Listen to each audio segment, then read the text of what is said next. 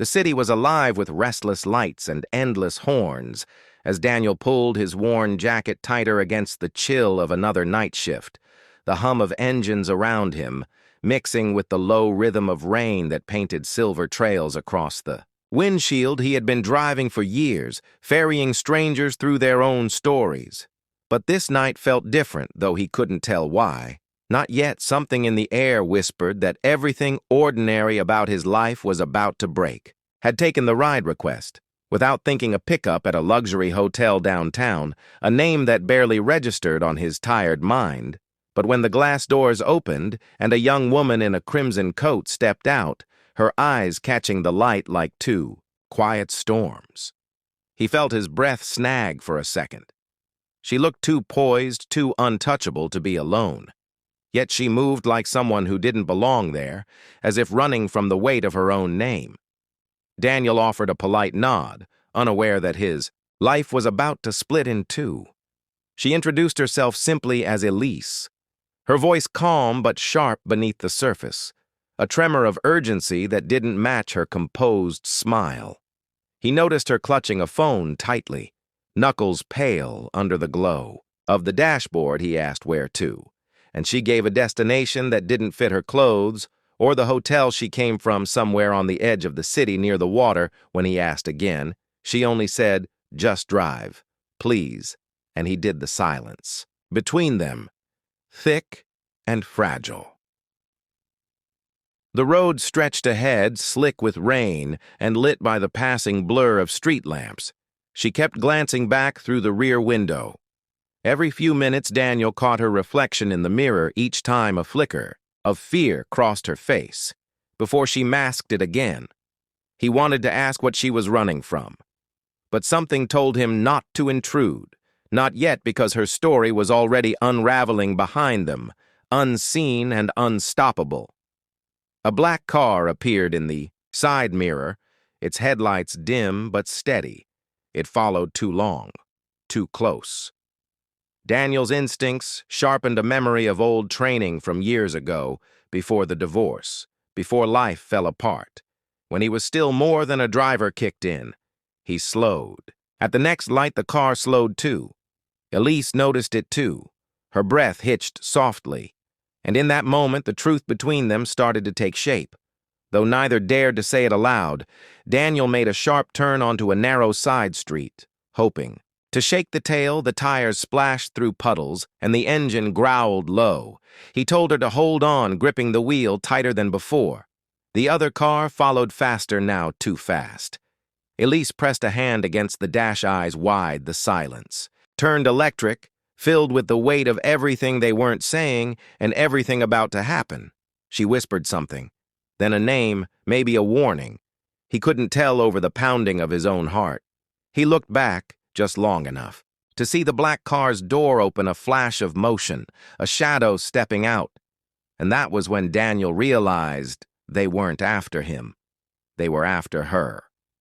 The rain fell harder, masking the sound of tires and breath and fear, all blending into one endless hum of danger closing in.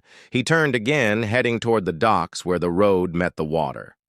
A place few cars traveled at night. Elise's phone buzzed on her lap. She didn't answer, her eyes locked on the mirrors. Daniel could see her, mind racing through possibilities, through names, through betrayals she couldn't yet voice. He asked again, "Who are they?" And this time she answered with a truth too heavy to ignore. She said, "They work for my family." The words hung in the air like fog before vanishing into the dark. Daniel didn't understand at first, but when she said the word heiress, something clicked. Her clothes, her car waiting at the hotel, the security that wasn't there, all of it lined up in a way that made sense. And didn't at all. He had seen faces like hers on magazine covers once, but never this close. Never scared. Never human. Like this, the headlights behind them grew brighter, and he knew running wouldn't be enough now. He drove faster down the narrow road, the sound of water growing nearer. Elise held her breath, the pursuing car still behind them, closing in. Daniel's pulse roared in his ears. He could see the end of the dock ahead, the water dark and endless beyond it. There was no way forward, only the decision that had to be made now or never. Elise grabbed his arm and said something that sounded like, "Don't stop," but he didn't listen. He never had been the type to freeze when it mattered most. The car behind them surged forward, its bumper grazing theirs. Daniel spun the wheel hard. The world twisted sideways for a heartbeat. Then the car slammed to a stop half on the pier. Half in the air, a deafening crack of metal against wood, and the hiss of steam filled the air. Elise's window shattered, the cold rain pouring in. Daniel reached across, pulling her close as the world tilted farther, and the edge gave way. Beneath them, the sound of the sea swallowing them whole. For a moment, there was nothing, only the chaos of water, and light and noise. Then Daniel's instincts kicked in again. Air was gone, but his grip on her stayed firm. He found her hand, pulling her toward the faint shimmer of the surface. Her eyes met his wide with fear, and something else.